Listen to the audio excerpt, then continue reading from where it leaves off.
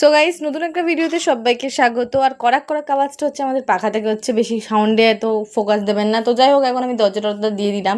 আমাদের এখানে যেহেতু ঘরের সামনে জল এসে গেছে, তো সাপটাপ ঢুকে যাবে, তাই জন্য এখন যাচ্ছি আমি একটু বাইরে। আর নেচারটা এত সুন্দর লাগছিল, তাই তোমাদের সাথেও শেয়ার করলাম। দেখো, রোদ পড়লে যে জিনিসগুলো এত সুন্দর লাগে, মানুষের মুখে বললেও কিছু কিছু মানুষকে এর থেকেও বেশি সুন্দর লাগে। তো যাই হোক, এই জন্য তোমাদের সাথে একটু প্রকৃতিকে দেখালাম। আর এই জায়গাটা তো বিশেষ করে আমার বেশ পছন্দ হয়েছিল। সত্যি মানুষের মুখে বা গাছের মুখে রোদ পেলে কী সুন্দর দেখায় বলো। তো যাই হোক, এখন আমি চলে যাচ্ছি। এইভাবে জামা কাপড় ধরে আছি এই কারণেই, এত তো করে জল, তার মধ্যে আমাকে ভিডিও করতে হচ্ছে, তাই জন্য আমি দুটোকেই কন্টিনিউ করবো বলে এই করলাম। বুঝতে পারলাম না এখানে ক্যামেরাটা আমার ঝাপসা হয়ে গেছে বা কী হলো। এখন আমি রেকর্ড করার সময় দেখছি আমার ক্যামেরাটা এরকম লাগছে, তাও এইরকম ঝাপসা ক্যামেরায় ভালো লাগছে। তো যাই হোক, এখন বাবা হরিকে প্রণাম করে নিলাম এবং প্রণাম করে তোমাদের সাথেও বাবা হরিকে দেখালাম।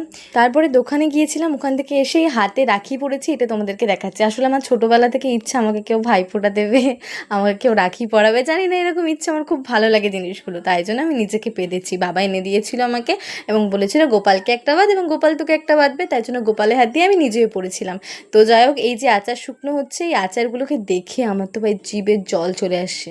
তো যাই হোক, বাবা হরিকে প্রণাম করে এখন চলে যাচ্ছি, আবার আমার রাখিটাকে দেখাচ্ছি। ভাই আমার ভালো লাগছে, আমার হাতটাকে যেন ওই রাখির সৌন্দর্যে আরও সুন্দর হয়ে গেছে। কারোর ভালো লাগুক কি না লাগুক, আমার ভালো লেগেছে বস, তাই আমি পড়েছিলাম। তো যাই হোক, অন্যের মানে মুখে রোদ পড়লে হয়তো মুখটা সুন্দর লাগে, আমার মুখে রোদ পড়ে আরও বিচ্ছিরি লাগবে। তো যাই হোক, টাটা, স্টপ করলাম।